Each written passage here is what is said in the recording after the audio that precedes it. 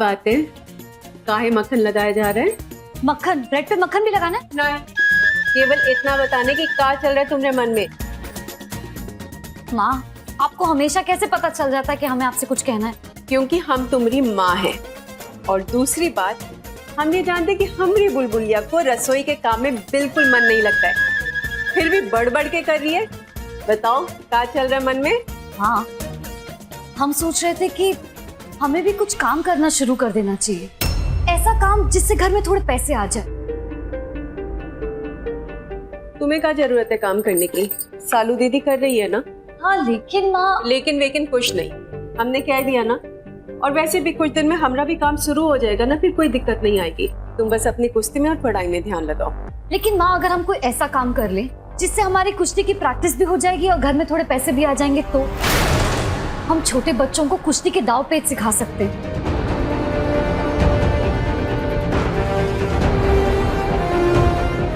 अच्छा, अगर तुम्हारे इस काम से तुम्हारी पढ़ाई और कुश्ती में रुकावट नहीं आएगी तो कर दो। यस, छुट्टों में।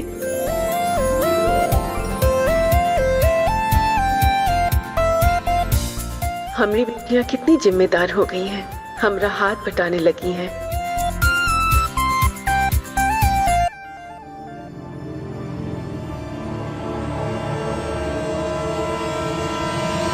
रुको,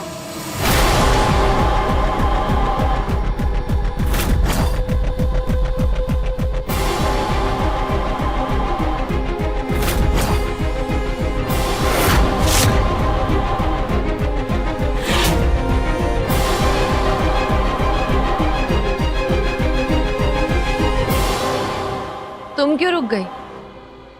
हमें तुमसे नहीं, तुम्हारी माँ से बात करनी है।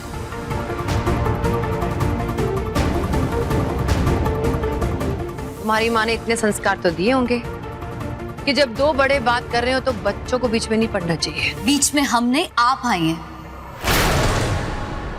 हम तो अपने सीधे रास्ते जा रहे थे।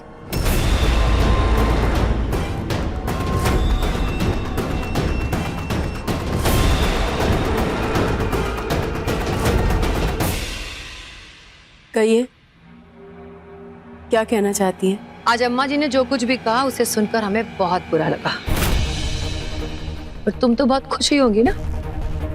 हमारे घर में सबके सामने हमें दूसरी औरत कहा। अम्मा जी ने जो कुछ भी कहा उसके लिए हमें अफसोस है, लेकिन आप अम्मा जी की बात को दिल से ना लें। वो तो आपकी माँ ने कुछ ऐसी बातें कह दी जिस वजह से अम्मा जी को कहना पड़ा। और रही बात हमारी खुशी की, तो आपने आज जो सुना वो तो हम बरसों से सुनते आ रहे हैं। और जो बात हमको तकलीफ देती है, हम किसी और के लिए भी सुनना पसंद नहीं करते हैं। हम अगर चाहते तो अम्मा जी को नहले पे डेला टाइप जवाब दे सकते थे, पर हम बड़ों का आदर करते हैं, और अम्मा जी हमारे शोना बाबू की अम्मा है, तो हम तो ऐसा करेंगे नहीं। ये बात हमेशा याद रखना कि जिस घर में तुम सब रह रहे हो वो हमारा घर है।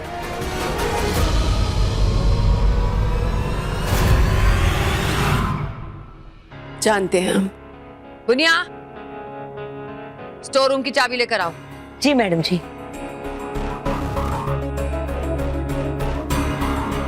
ये लीजिए मैडम जी। ये लो, ये हमारे स्टोर रूम की चाबी है, ललिता निवास के स्टोर रूम की चाबी।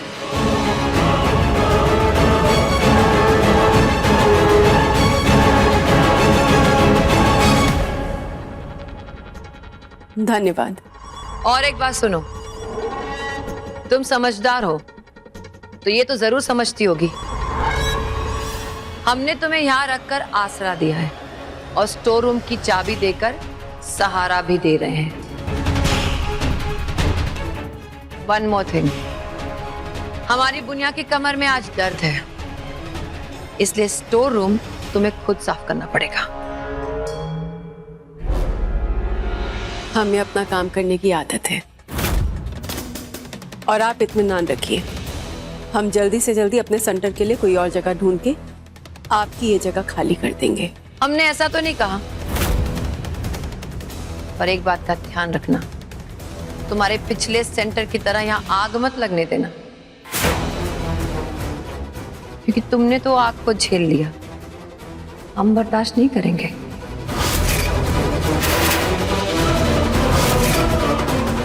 हम अपनी काम वाली जगह को मंदिर समझते हैं और मंदिर में दिया जलाया जाता है, आग ना ही लगाई जाती है। आग या तो लग जाती है या लगवाई जाती है।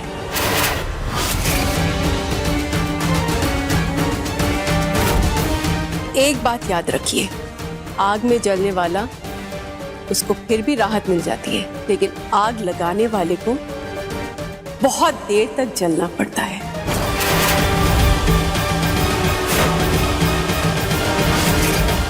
तुम कहना क्या चाहती हो? बस इतना कि आप इत्मीनान रखिए, आपकी जगह को हम मंदिर समझकर पूजा करेंगे। इसके लिए धन्यवाद।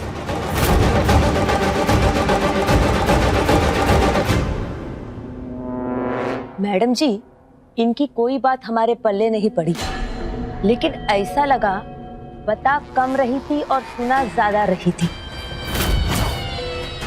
बाकी आप देख लीजिए।